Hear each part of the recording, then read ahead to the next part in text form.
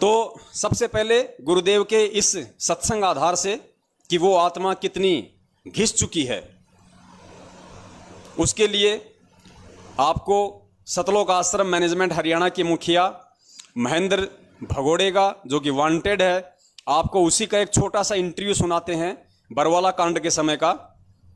यानी बरवाला कांड हुआ 18 नवंबर 2014, उसके 2 दिन पहले यानी 16 नवंबर का ये इंटरव्यू है, जब आश्रम के चारों तरफ 20-25 हजार पुलिस फोर्स थी। आश्रम के अंदर किसी को जाने नहीं दिया जा रहा था, ना कोई बाहर निकल रहा था। भक्तों को इन्होंने कमांडो बना के वहां पे सैनिक के रूप में खड़ा कर रखा था। तो एक एबीपी न्यूज वाला आया और उसने महेंद्र का इंटरव्यू लिया। महेंद्र उस समय बाहर खड़ा था और महेंद्र से उसने पूछा कि आप पुलिस प्रशासन को अंदर क्यों नहीं जाने दे रहे, आप इनको रोक क्यों रहे हैं। तो महेंद्र ने कहा कि संत रामपाल जी महाराज जी अंदर है ही नहीं आश्रम में, उनको तो हमने स्वास्थ्य इलाज के लिए परसों ही हॉस्पिटल में बाहर शिफ्ट कर दिया। इतनी बड़ी महाझूठ उस व्यक्ति ने बोली जो ये कहता है कि मुझे तो सारे नाम मिल चुके हैं। यानी गुरुजी तो संध्या आरती में कहते हैं कि भगत को हमेशा मतलब सत्य भाषण करना चाहिए, भगत को हमेशा मतलब सच बोलना चाहिए। तो इसने पूरी दुनिया के सामने वहां पे झूठ बोला लाइव में कि संत रामपाल जी महाराज आश्रम में नहीं है, जबकि 18 तारीख को परमात्मा, सबको पता है कि 19 तारीख को परमात्मा उसी आश्रम से पुलिस वालों के साथ में गए थे फिर चंडीगढ़। तो सुनिए इसका इंटरव्यू, और ये इंटरव्यू सुन के आप जी स्वयं ये निर्णय करना कि ये महेंद्र जी ये परमेश्वर के उस सत्संग आधार से ये कितने घिस चुके हैं। अगर ये भी नहीं घिसे हैं तो जाहिर सी बात है फिर आप लोगों को जो फर्जी सार नाम दिया जा रहा है वो आपको मूर्ख बनाया जा रहा है। तो महेंद्र जी से आप अपना आकलन कर लीजिए कि जिन लोगों ने वर्तमान में ये फर्जी सार शब्द देने का ठेका ले रखा है, जो फर्जी सार शब्द दे रहे हैं, तो देने वाला व्यक्ति कितना अधिकारी होगा, देने वाला तो कितना परमेश्वर के ज्ञान पे आरूढ़ होगा, देने वाला तो कितना बड़ा भगत होगा, वो तो कितना घिस चुका होगा। तो देखिए इनकी घिसाई कहां तक हुई है। हमारे साथ संत रामपाल जी के भाई महेंद्र दास भी मौजूद हैं। इनसे जानेंगे, महेंद्र दास जी, अचानक से हालात काफी बिगड़ते नजर आ रहे हैं, तो ऐसे तो काफी नुकसान होने की आशंका है। ऐसा हम तो शांतिपूर्ण तरीके से बैठे हैं, अपने आश्रम के अंदर हैं और ये बल प्रयोग करना चाहते हैं, हम नाजायज हम तो शांतिपूर्ण तरीके से बैठे हैं, अपने आश्रम के अंदर हैं और ये बल प्रयोग करना चाहते हैं, हम नाजायज तंग कर रहे हैं। लेकिन आश्रम के लोग भी जैसे टकराव की स्थिति में नजर आ रहे हैं, तो क्या कोई बीच का रास्ता नहीं निकल सकता? बीच का तो ये है कि माननीय न्यायाधीश को चाहिए कि अपने पे विचार करे। हमको डकैत नहीं है, इतना बड़ा ये केस नहीं है, एक कोर्ट की अवमानना केस उन्होंने खुद बनाया, खुद सुन रहे हैं, इसमें न्याय की उम्मीद है। लेकिन जिस तरह से पुलिस कह रही है यहाँ तो गिरफ्तारी करनी पड़ेगी क्योंकि हाई कोर्ट के आदेश हैं, तो क्या संत रामपाल आत्मसमर्पण कर सकते हैं? अब वो यहाँ है ही नहीं, स्वास्थ्य इलाज करवा रहे हैं, बाहर गए, बाहर शिफ्ट कर दिया हमने परसों। एक सबसे बड़ा सवाल यही है कि आपका कहना है कि संत रामपाल आश्रम के अंदर मौजूद नहीं है। अगर संत रामपाल आश्रम के अंदर मौजूद नहीं है तो क्यों फिर पुलिस को रोका जा रहा है? पुलिस अगर जाकर के चेक करती है संत रामपाल नहीं होंगे तो पुलिस वापस चली जाएगी। क्योंकि यहाँ कल एसडीएम ने और डीसी ने बताया, एसडीएम आदेश पड़ रहा था कि हमने इसको सील कर लिया है, नाजायज तरीके सील करने के आदेश दिए, अपने आश्रम को नहीं छोड़े, आश्रम की सुरक्षा के लिए बैठे अब। ठीक है, ओके। तो ये थे महेंद्र दास, संत रामपाल के भाई हैं और जो आश्रम के प्रवक्ता राज कपूर ने हमसे बात की। इनका कहना है कि आश्रम के लोग किसी भी हाल में पीछे नहीं हटेंगे, यानी कि अगर पुलिस आगे जाएगी तो इनका कहना है कि यह लोग अपनी जान तक देने के लिए तैयार हैं। यानी कि सीधा सीधा कह सकते हैं कि टकराव की स्थिति यहाँ पर पैदा हो चुकी है। तो पुण्यात्माओं, परमात्मा कहते हैं हाथ कंगन को आरसी क्या और पढ़े लिखे को फारसी क्या। सबूत आपके सामने है। जो व्यक्ति संत रामपाल जी महाराज जी का अपने आप को भाई बताता है और कहता है कि मैं उनका सबसे पुराना भगत हूं, मेरे को सारे नाम मिले हुए हैं, सारे शब्द मिले हुए हैं, और उसके बाद जो आदमी पूरी दुनिया के सामने लाइव महाझूठ बोल रहा है कि संत रामपाल जी महाराज जी तो आश्रम में है ही नहीं, हमने तो परसों ही उनको शिफ्ट कर दिया, जबकि पुलिस ने 10 दिन से धारा 144 लगा रखी।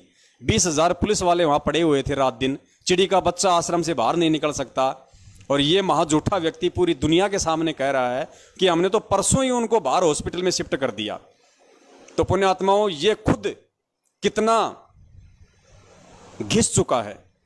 ये खुद परमेश्वर के ज्ञान आधार से दास को तो लगता है कि अभी तक ये प्रथम नाम के लायक भी नहीं है, इसको प्रथम नाम मिले उस लायक भी नहीं है। और जो भेड़ बकरियां इन ऐसे लोगों से सार शब्द लेने की सोच रही हैं, फर्जी सार शब्द लेके सतलोक का टिकट पक्का करने की सोच रही हैं, वो संभल जाएं, समय रहते, इसी में फायदा है। इसीलिए आप लोगों को हमारी वीडियो नहीं देखने दिया जाता,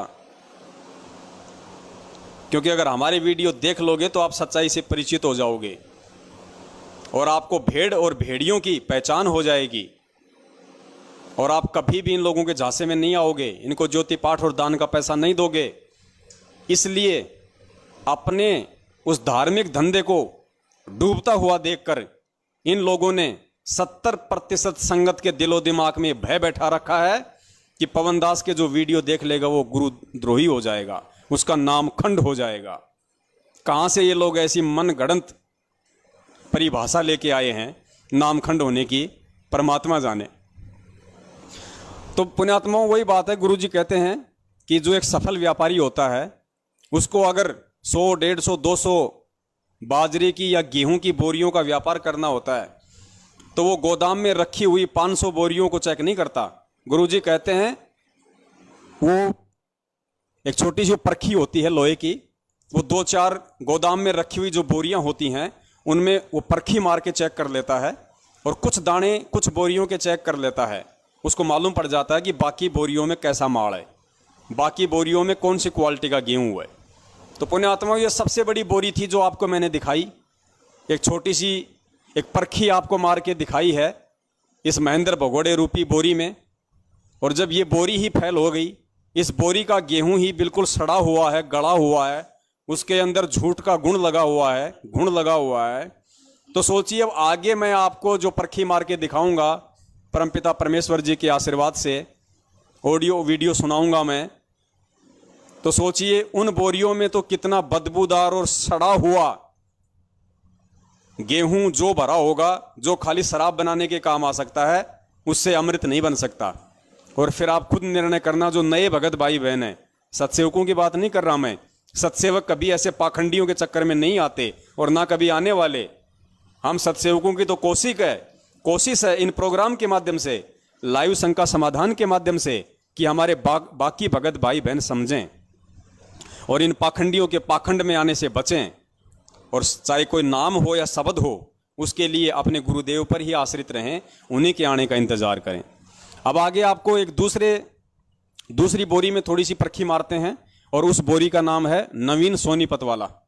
नवीन सोनीपत वाला जो कि जितने भी स्टेट कोऑर्डिनेटर हैं एक तरीके से उन सबका बाप है, यानी जितने भी स्टेट कोऑर्डिनेटर हैं उन सबको महेंद्र से आदेश लेके जो आदेश देता है वो नवीन सोनीपत वाला है, जिसको आश्रम में प्रधान कहते थे, नवीन सोनीपत वाला। तो इस प्रधान जी के विचार सुन लीजिए, इस बोरी में कौन सी क्वालिटी का गेहूं है वो भी आप देख लीजिए। इन्होंने दास के ऊपर एक छोटी सी वीडियो बनाई थी 2 घंटे की। उस वीडियो में इन्होंने एक जगह कहा है, इन्होंने साबित कर दिया कि मुझ नवीन दास को भक्ति मार्ग का मुझे कितना ज्ञान है, मैं कितना गुरुदेव को समझ पाया हूं, मैं कितना गुरुदेव के भक्ति मार्ग को समझ पाया हूं, ये कह रहा है। और वो भी गुरु जी का नाम लेके कह रहा है। इस मूर्ख को ये भी समझ में नहीं आया कि मैं जो शब्द बोल रहा हूं वो मैं किस महापुरुष का नाम लेके बोल रहा हूं। ये महापुरुष कह रहा है कि गुरु जी कहते हैं कि जो भक्ति मार्ग होता है वो ज्ञान आधार से नहीं चलता। भक्ति मार्ग ज्ञान आधार से नहीं चलता, संत मंत ज्ञान आधार से नहीं चलता, संत मंत गुरु जी के आदेश से चलता है। अब इस नालायक को ये पूछो, इस प्रधान जी को ये पूछो कि कल को जब गुरु जी शरीर छोड़ के चले जाएंगे तब गुरु जी का आदेश कहां से लाएगा, तब कहां से गुरु जी का आदेश लाएगा, तब ये संत मंत कैसे चलेगा ज्ञान आधार से, तब कहां से आदेश लाएगा जब गुरु जी सतलोक चले जाएंगे। तो आप इनके ये प्रवचन सुनना पुण्यात्माओं, ये बोलते क्या है निकलता क्या है, इनको कुछ नहीं पता होता जब ये वीडियो बनाते हैं हमारे खिलाफ कि हम क्या बोल रहे हैं, उसका क्या मतलब है, वो क्या है क्या नहीं है। बस इनको तो बोलने से मतलब है कि भेड़ बकरियों के आगे चाहे कुछ भी डाल दो, उनको तो खाने से मतलब है। तो ध्यान से सुनिए प्रधान जी के प्रवचन, 1 या 1.5 मिनट का इनका वीडियो है। और प्रधान जी क्या फरमा रहे हैं कि संत मंत ज्ञान आधार से नहीं चलता, संत मंत गुरु जी के आदेश से चलता है। और गुरु जी का इनाम ले रहा है कि गुरु जी का आदेश है, गुरु जी ने कहा है। अब इनसे पूछना कभी मौका मिले तो कि प्रधान जी गुरु जी ने कौन से सत्संग में कहा है कि संत मंत ज्ञान आधार से नहीं चलता। प्रार्थना है, ये वीडियो केवल उन भक्तात्माओं के लिए बनाई जा रही है जिनको, जो सत सेवक बने हुए हैं, उनको गुरुजों ने गुरुद्रोही घोषित कर रखा है और वो ये कहते हैं कि हम गुरुद्रोही नहीं है। तो सबसे पहले आपको बता दें कि गुरुजी बताते हैं संत मत गुरु जी के आदेश से चलता है। जो गुरु जी का आदेश नहीं मानता वो गुरु जी का शिष्य ही नहीं है। संत मत ज्ञानाधार से नहीं चलता, गुरु जी के आदेश से चलता है। और जो गुरु जी के आदेश को नहीं मानता उसके लिए संत मत खत्म हो चुका है। तो सुन लिया पुण्यात्माओं आपने इस महापुरुष के प्रवचन, जो सभी स्टेट कोऑर्डिनेटर का बाप है, जो सभी स्टेट कोऑर्डिनेटर को आदेश देता है। यानी जितने भी स्टेट कोऑर्डिनेटर हैं वो इस नवीन सोनीपत वाले के आदेश से चलते हैं। तो पुण्यात्माओं जब नवीन सोनीपत को जब इतना ज्ञान है तो सोचिए बाकी स्टेट कोऑर्डिनेटर का क्या हाल होगा, जिनके पीछे जिला कोऑर्डिनेटर, नामदान संचालक, और उन जिला कोऑर्डिनेटर और नामदान संचालक जो कि थर्ड क्वालिटी के लोग हैं, उनके पीछे फिर वो बाकी संगत चल रही है। तो 70% संगत का कितना ज्ञान आधार होगा। बेचारे बिल्कुल पाताल लोक में पड़े हैं, नरक लोक में। तो भाई देख लो तुम किससे सार शब्द ले रहे हो और कहां जाओगे वो सार शब्द लेके। आगे इसी नवीन सोनीपत की एक छोटी सी ऑडियो और सुनिए। जब परमात्मा ने हम सत्सेवकों को निमित्त बनाया संगत में, तो उसके बाद इन्होंने एक फर्जी लेटर निकाल दिया, क्योंकि जो नए भगत भाई बहन है उनको सच्चाइयों का नहीं पता, उनको बेचारों को मालूम ही नहीं ये लेटर क्या है, ऑडियो क्या है, क्या क्या इन्होंने नाटक किए पिछले 7 साल से। तो पिछले 4 साल पहले इन्होंने गुरुजी के नाम का एक लेटर निकाल दिया संगत में, लिख के कि गुरुजी का आदेश है कि महेंद्र जी जो कहेंगे वही फाइनल है। महेंद्र यानी मोहनलाल, महेंद्र ने अपना नाम चेंज कर रखा है मोहनलाल के नाम से। चाहे महेंद्र कहो चाहे मोहनलाल कहो, दोनों एक ही हैं, क्योंकि ये वांटेड है, भगोड़ा घोषित है महेंद्र नाम से। तो इस महेंद्र ने पुलिस से बचने के लिए अपना नाम चेंज कर रखा है मोहनलाल। तो इस नवीन सोनीपत ने ऑडियो निकाली अपनी संगत में, सत्सेवकों का ज्यादा प्रचार देखते हुए संगत को मूर्ख बनाने के लिए एक ऑडियो निकाली कि गुरुजी का आदेश आ गया कि मोहनलाल जो बात बोल देगा वो हमारे लिए फाइनल है। और मोहनलाल का आदेश यानी महेंद्र भगोड़े का आदेश हमारे लिए गुरुजी का आदेश है। और गुरुजी ने तो यहां तक कह दिया कि महेंद्र चाहे, मोहनलाल चाहे तो मेरे आदेश को भी चेंज कर सकता है। अब इससे ज्यादा और हमें क्या चाहिए? यानी इनको महेंद्र एक नया गुरु मिल गया, उससे ज्यादा इनको और क्या चाहिए? आप इसकी खुद की ऑडियो सुनना और पुण्यात्मा विचार करना कि कैसे कैसे गिद्ध और चील कव्वे भगत समाज रूपी इन मरे हुए जानवरों को नोचने के लिए तैयार बैठे हैं। और फिर भी लोगों की आंखें नहीं खुल रही कि हम कौन सी दिशा में जा रहे हैं, हमारे ऊपर किन काल प्रेरित लोगों का पैरा है। ऐसे ऐसे मंदबुद्धि लोग हमें चला रहे हैं इस भक्ति मार्ग पे, और हम भेड़ बकरियों की तरह चल रहे हैं। हम कैसे उस परमेश्वर को पाएंगे, हम कैसे सतलोक को पाएंगे? ऐसे मंदबुद्धियों का रास्ता सतलोक जाने के लिए नहीं है। सुनिए ध्यान से ऑडियो। जो कह रहे हो ठीक है, लेकिन सारी संगत के लिए गुरुदेव जी ने आदेश दे रखा है कि भाई मोहनलाल जी की बात मान करके चलें। और मोहनलाल जी की बात मानना हमारे लिए गुरुदेव जी का आदेश है। उसकी मतलब मोहनलाल की बात मानना यानी महेंद्र भगोड़े की बात मानना, ये प्रधान कह रहा है कि हमारे लिए गुरुजी के आदेश के बराबर है। यानी महेंद्र भगोड़े को इसने गुरुजी के समकक्ष खड़ा कर दिया अपना नया गुरु बना के। सुन, ध्यान से सुनना इनकी हुआ भाई आप। का खंडन करना गुरुजियों के आदेश का खंडन करना है। यानी मोहनलाल के आदेश का खंडन करना गुरुजी के आदेश का खंडन करना है। यानी गुरुजी के बिल्कुल पैरेलल बराबर खड़ा कर रखा है मोहनलाल को कि दूसरा गुरु हमारा मोहनलाल, सेकंड चीफ मिनिस्टर। और पवन जयपुर वाले जी मोहनलाल जी के खिलाफ मैसेज डालते जाने लग रहे हैं, जो कि गुरु मर्यादा का उल्लंघन है। अब आप लोगों ने गुरु मर्यादा को ज्यादा रखना है या कमाल की तरह एक दूसरे भगत के ऊपर आश्रित ज्यादा होना है, यो फैसला अब आप लोगों के हाथ में है। ये फैसला संगत पे छोड़ रहे हैं। जिस संगत को ये नहीं पता कि सुबह मैंने लेटरिंग करके हाथ भी धोए थे कि नहीं धोए थे, उस संगत के ऊपर जो भेड़ चाल में चल रही है, फैसला भी उसी पे छोड़ रहे हैं कि कल को हमें कोई ना कह दे। मतलब अपना बचाव कर रहे हैं, संगत को ही बलि का बकरा बना रहे हैं। सुनिए ध्यान से, देख लो अब आप क्या करोगे। हमारे को गुरुजों ने कह दिया भाई मोहनलाल जी की मान के चलो, मोहनलाल जी जो कहे हमारे लिए वो फाइनल है। और ये गुरुजों ने लिखित में भी दे दिया था, लिखित में भी दे रखा है कि भाई मेरे आदेश को अगर मोहनलाल जी बदल दें तो भी वो मान्य होगा। गुरुजी ने लिख के दे रखा है कि मेरे आदेश को अगर वो महेंद्र भगोड़ा अगर चेंज भी कर दे तो मान्य होगा। यानी परमात्मा से भी ऊपर कर दिया अब इसको। पुण्यात्माओं इनकी नौटंकी सुनते जाओ आप और विचार करना। जो सत्सेवक हैं वो तो ये विचार करना कि परमात्मा ने कैसे हमें उस दलदल से बाहर निकाल लिया, और जो फंसे हुए हैं वो भाई विचार करना कि तुम फंसे रहना चाहते हो या बाहर निकलना चाहते हो। मेरे कहे बिना या मेरे से पूछे बिना मोहनलाल जी अगर कोई आदेश दें तो भी वो मान्य होगा। लो जी, गुरुजी से पूछे बिना, गुरुजी से कहे बिना अगर मोहनलाल कोई आदेश दे दे तो वो फाइनल है। तो इससे ज्यादा और क्या चाहिए अब हमारे को। बिल्कुल सही बात है। अब इससे ज्यादा तुम्हारे को चाहिए क्या? जब तुम्हें एक नया बाप मिल गया, गुरुजी को छोड़ के तुम्हें नया बाप मिल गया, तो इससे ज्यादा तुम्हारे को और चाहिए भी क्या भाई? तुम्हें तो ये चाहिए था। वो हरियाणा में एक पहले एक गाना आता था, वो गाना आता था कोई जीजा साड़ी का, पहले सुनते थे कभी कभी कि मैं तेरा जीजा तू मेरी साड़ी, दोनों मौज मनावांगे, दुनिया पड़ो भाड़ में वो जीजा, दोनों मौज मनावाएंगे।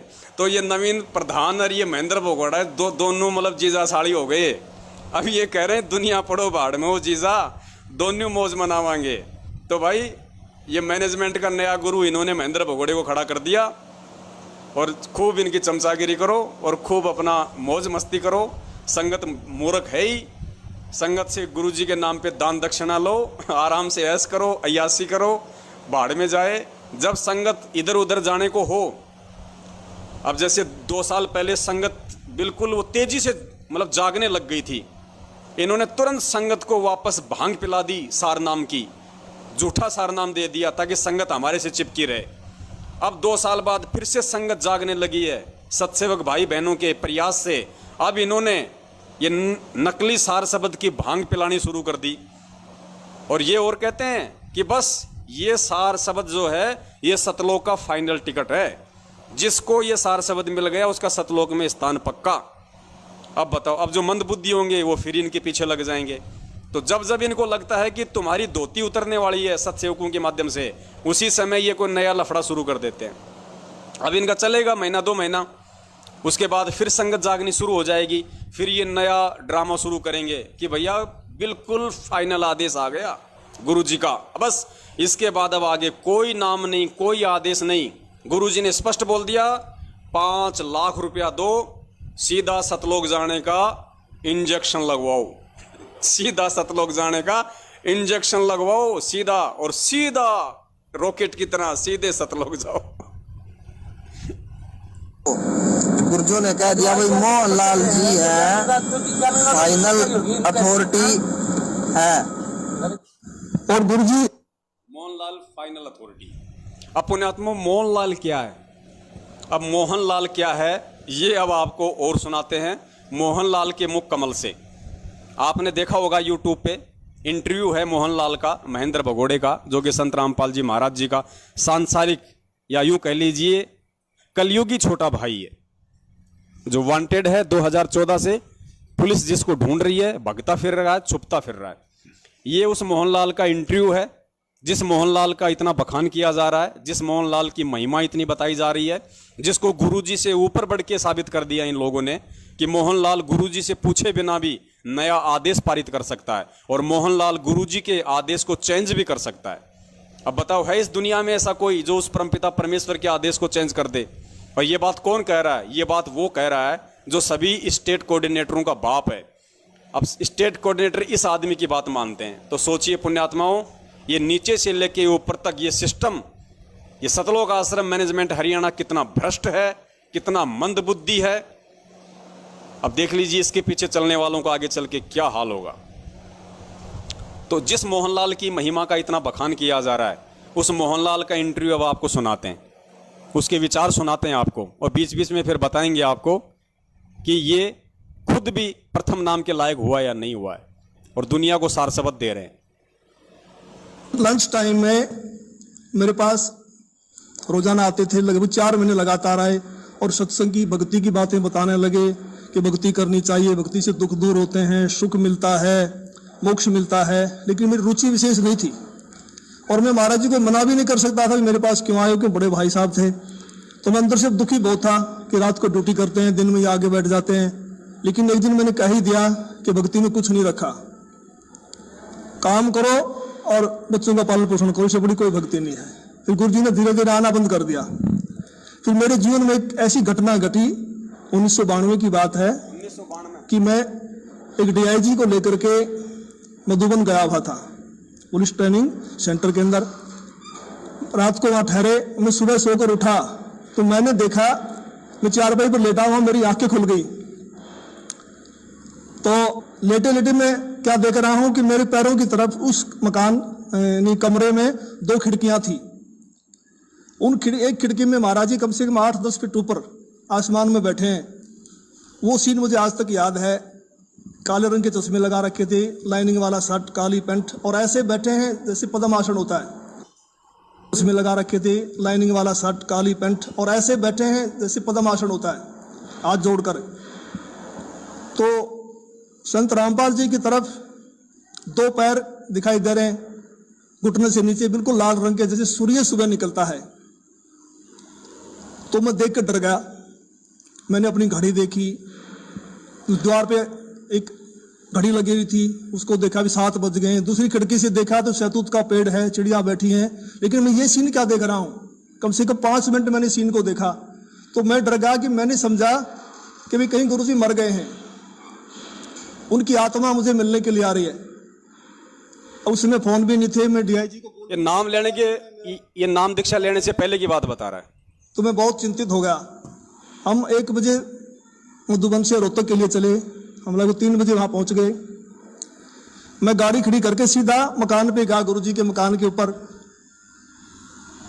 तो जाके मैंने देखा गुरुजी ठीक ठाक मिले, मन में शांति हुई। तो गुरुजी ने पूछा भी कैसे आना हुआ आज दिन में, कैसे टाइम मिल गया। तो मैंने घटना के बारे में बताया। मैंने कहा जी मैंने तो ऐसे ऐसे एक घटना देखी सुबह सुबह, मैं डर गया कहीं आप मर ना गए हो।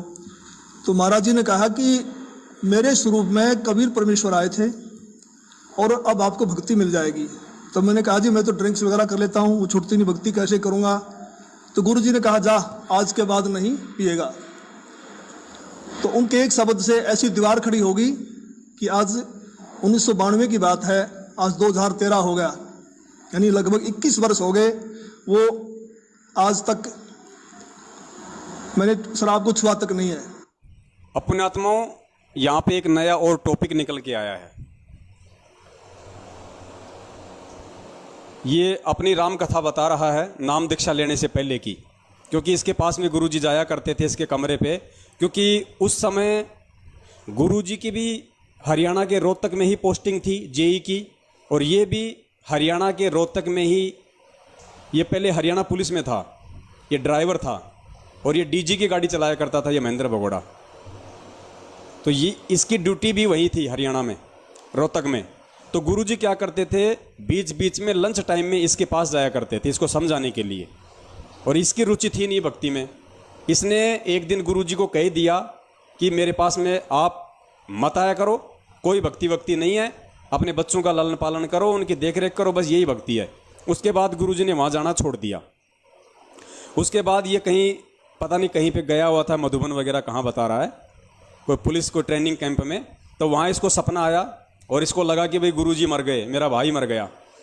फिर ये वापस आया, गुरुजी से मिला, इसकी कह रहा कि मेरे मन में शांति हुई। और उसके बाद फिर इसको गुरुजी ने कहा कि भाई मेरे रूप में कबीर परमेश्वर आए थे। गुरुजी ने कहा कि मेरे रूप में कबीर परमात्मा आए थे और अब आपको भक्ति मिल जाएगी। तो महेंद्र ने क्या कहा? महेंद्र ने कहा कि जी मैं तो दारू पीता हूँ, मैं तो ड्रिंक कर लेता हूँ, मेरे से छूटती नहीं है। तो गुरुजी ने क्या कहा? गुरुजी ने कहा कि जा, आज के बाद नहीं पिएगा। बात कब की बता रहा है? 1992 की। अब पुण्यात्माओं विचार करो, जो मंदबुद्धि लोग और खुद ये महेंद्र भगोड़ा जिस परमपिता परमेश्वर का 8 सितंबर को जन्मदिन मनाता है, और बात कब की कह रहा है? 1992 की। पुण्यात्माओं 17 फरवरी 1988 को परम पूज्य सतगुरु रामपाल जी महाराज जी ने नाम दीक्षा ली और 1994 में गुरु जी को नामदान देने का अपने मुंह बोले गुरुदेव के माध्यम से एक लीलामय तरीके से आदेश हुआ। यानी गुरु जी सतगुरु की भूमिका में आए 1994 में। 1988 से 1994 तक गुरु जी एक भगत की भूमिका में थे और ये परमेश्वर का विधान है, वो जिस भूमिका को निभाएगा बिल्कुल तन्मयता से निभाएगा, त्रुटि 0% भी नहीं होती। जैसे गुरुदेव ने 8 सितंबर 1951 से लेकर 17 फरवरी 1988 तक, जब तक उनको नाम दीक्षा नहीं मिली तब तक वो परमात्मा एक आम व्यक्ति की भूमिका में रहा। फिर 17 फरवरी 1988 से 1994 तक परमात्मा स्वामी रामदेवानंद जी महाराज जी का शिष्य बनकर एक भगत की भूमिका में रहा और 1994 से परमेश्वर को नामदान देने का आदेश प्राप्त हुआ अपने पूज्य गुरुदेव से लीलामय रूप में। जबकि उनको तो कौन आदेश देते हो, तो स्वयं जगत गुरु है।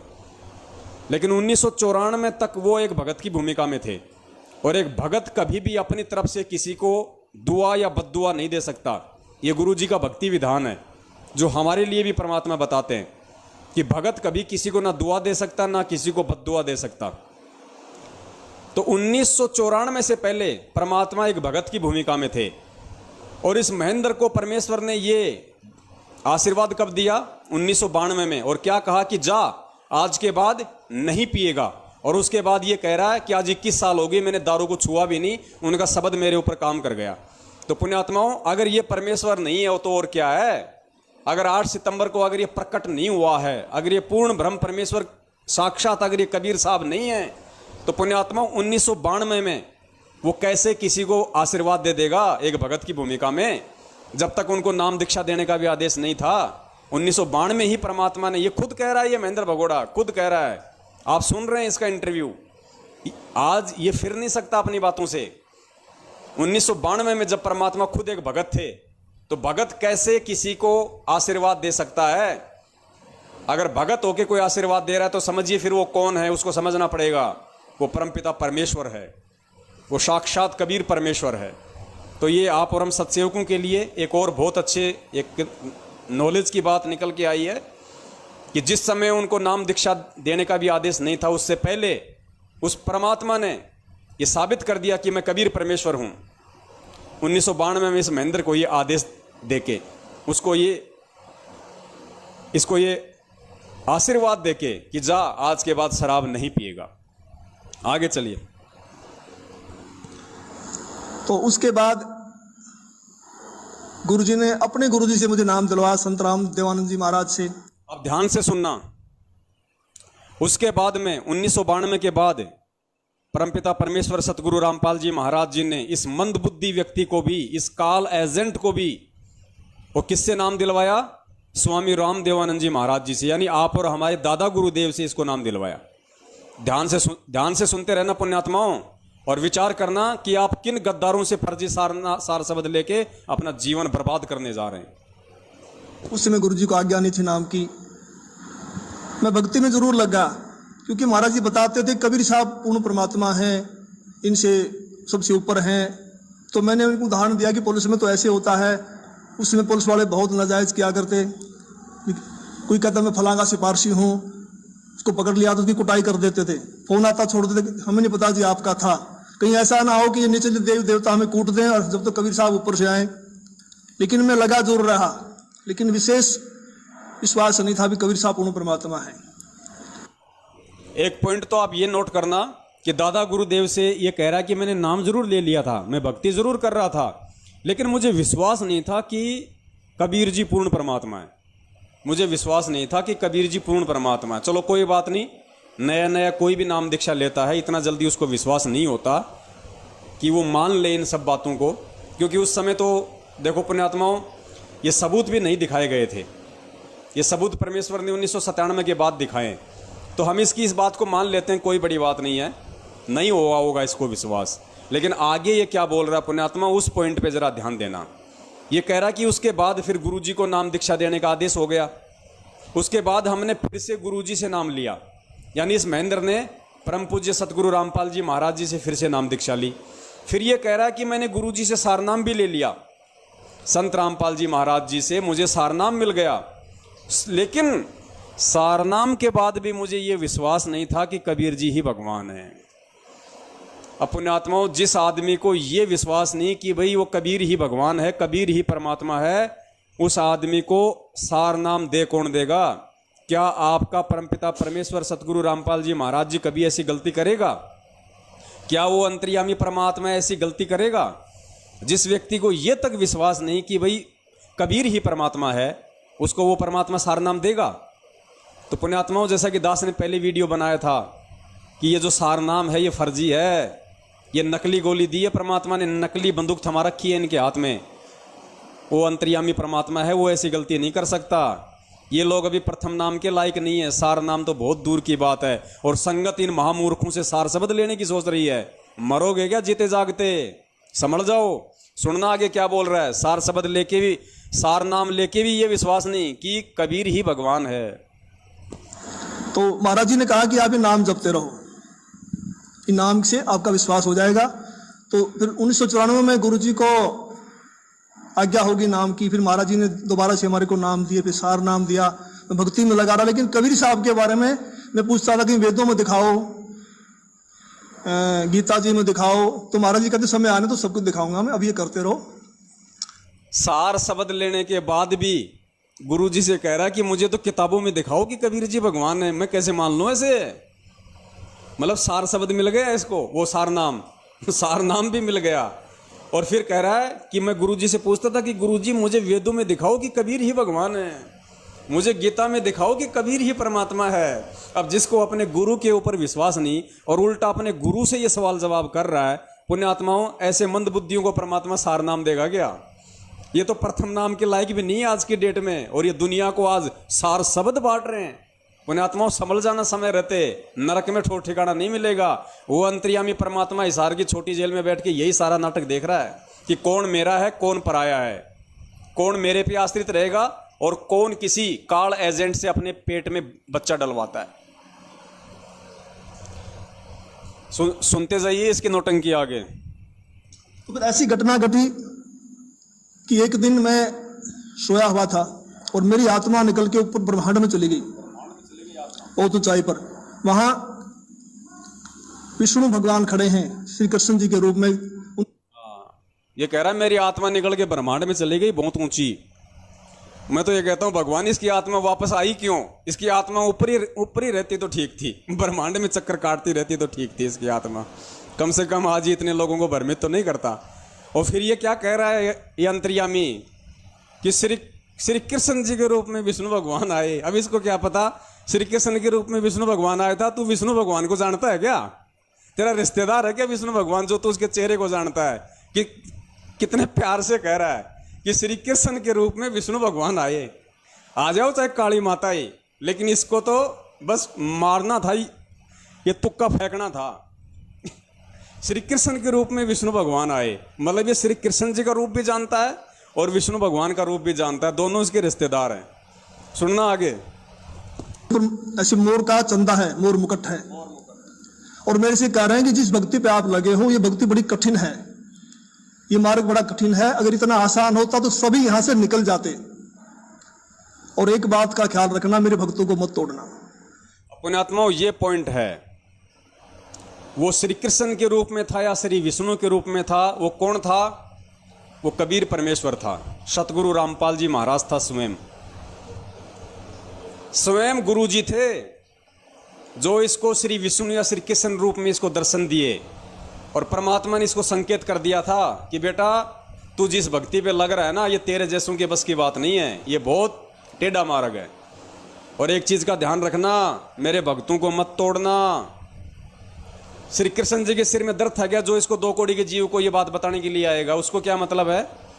परमात्मा स्वयं उन्होंने श्री कृष्ण का रूप बनाया, इसकी आत्मा को ऊपर ले गया, जैसे धर्मदास जी की आत्मा को, नानक की आत्मा को। और परमेश्वर ने इस नालायक को भक्ति पे लगाए रखने के लिए कि किसी भी तरीके से ये समझ जाए और मुझे पहचान ले। भगवान ने तो कम से कम मुझे अपना गुरु ही मान ले और ये भक्ति पे लग जाए। तो खुद वो सतगुरु रामपाल जी महाराज, वो पूर्ण परमात्मा कबीर साहब, क्योंकि सारनाम लेने के बाद भी, आगे आप इसका इंटरव्यू सुनना पुण्यात्माओं, सारनाम लेने के बाद भी इसकी आस्था श्री विष्णु में थी।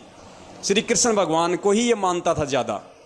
इसलिए परमात्मा ने उसी रूप में आके इसको दर्शन दिए और कहा कि बेटा, जिस मार्ग पे चल रहा है बहुत टेढ़ा है, तेरे बस की बात नहीं है, और ध्यान रखना, मेरे भक्तों को मत तोड़ना। सुनना पुण्यात्मा हो आगे। जैसे मेरी आत्मा, मेरा सूक्ष्म शरीर मेरे शरीर में आया तो मेरी आंख खोली तो मेरा सारा शरीर पसीने से भीगा हुआ था। और मैं, बिल्कुल सर्दी का महीना था, मैंने कपड़े चेंज किए पसीना पोंछकर। और मैं सुबह उठ करके अपनी ड्यूटी पे आया तो महाराज जी से मुलाकात हुई। मैंने महाराज जी को बताया कि ऐसे ऐसे घटना घटी रात को। तो महाराज जी ने कहा कि आपको विश्वास नहीं हो रहा था कबीर साहब के बारे में, और आप कृष्ण जी को ज्यादा मानते थे, इसीलिए आप कृष्ण जी को ज्यादा मानते थे। गुरुजी ने क्या कहा कि आपको विश्वास नहीं हो रहा था कि भाई वो कबीर ही भगवान है, और आप श्री कृष्ण जी को ज्यादा मानते थे, इसलिए श्री कृष्ण जी के मुख से ही परमात्मा ने कहलवा दिया। बताओ पुण्यात्माओं, सारनाम लेने के बाद भी जो श्री कृष्ण जी को ज्यादा मान रहा है उस कबीर भगवान से, तो पुण्यात्माओं विचार करो, क्या गुरुजी ने अभी तक इन लोगों को असली सार नाम दिया है? अभी तो इनको असली सार नाम ही नहीं दिया। सार शब्द तो कोसों दूर की बात है। तो गुरुजी कह रहे कि तेरी आस्था उस कबीर परमात्मा से ज्यादा श्री कृष्ण में है, इसलिए कि ताकि तेरे को विश्वास हो जाए, क्योंकि मेरी बात तो तू मानता नहीं। अगर अपने गुरु की बात मानता तो परमात्मा क्यों श्री कृष्ण के रूप में आके बोलता? तो ये परम पूज्य सतगुरु रामपाल जी महाराज जी को ना तो ये महत्व दे रहा था उनसे सार नाम लेने के बाद भी, ना ये उनकी बातों पे यकीन करता था। भाई गुरुजी ने तो पहले इसको बोल ही दिया था, जब ये कहता था कि गुरुजी भले मुझे सार नाम मिल गया लेकिन मुझे विश्वास नहीं है कि जो है कबीर जी भगवान है, मुझे तो वेदों में दिखाओ, मुझे तो उसमें दिखाओ। तो गुरुजी ने कहा कि आप भक्ति पे लगे रहो, समय आने पे दिखाएंगे। लेकिन इसको नहीं विश्वास था। तो एक दिन कह रहा कि मेरी आत्मा ऊपर चली गई, ऐसे ऐसे श्री कृष्ण जी आए विष्णु रूप में। फिर इसने सारी बातें गुरुजी को बताई। तो गुरुजी ने कहा कि आपको विश्वास नहीं हो रहा था कि भाई कबीर ही भगवान है, और आपकी आस्था श्री कृष्ण में ज़्यादा थी, इसलिए श्री कृष्ण रूप में, इसलिए श्री कृष्ण जी से ही परमात्मा ने ये कहलवा दिया। मतलब कहने का मतलब ये है कि अब तो तू विश्वास कर ले कि तेरे कृष्ण भगवान ने तेरे को कह दिया कि भाई हाँ वो कबीर ही भगवान है। लेकिन उसके बाद भी इस नालायक को विश्वास नहीं हुआ, ना गुरुजी पे ना कबीर परमेश्वर पे। कृष्ण जी के मुख से ही आपसे कहलवा दिया गया है कि ऊपर और शक्ति है और रास्ता है।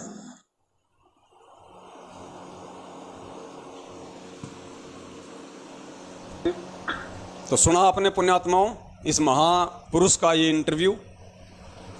हम सत्सेवकों को तो समझ में आ ही रखी है, हमने तो बहुत सुन रखे हैं ये इंटरव्यू इसके।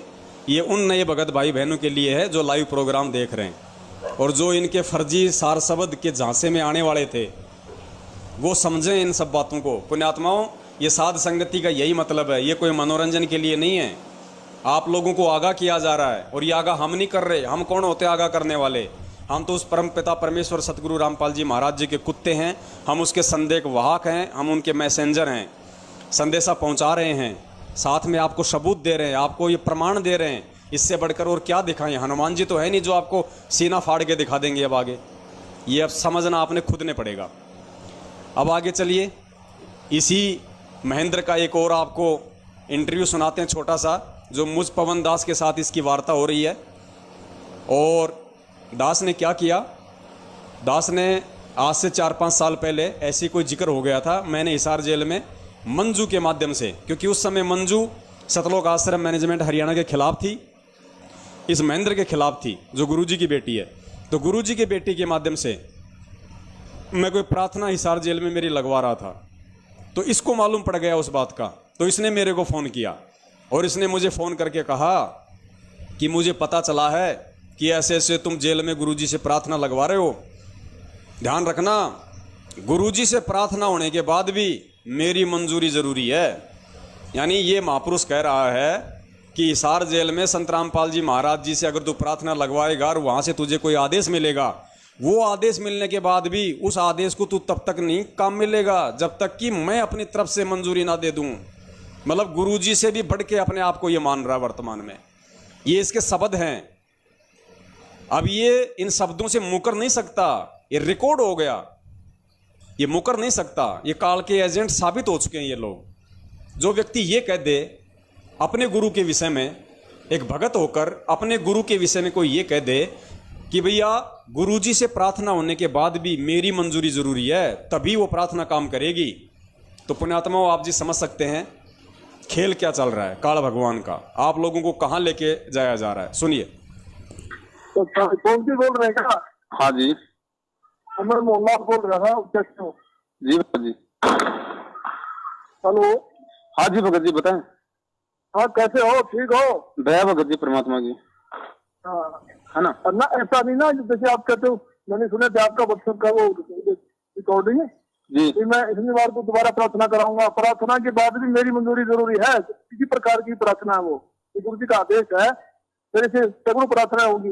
भगत को फाइनल आदेश गुरुजी का, कि गुरुजी का आदेश है, किसी भी प्रकार की गुरुजी से प्रार्थना हो उसके बाद में मेरी मंजूरी जरूरी है।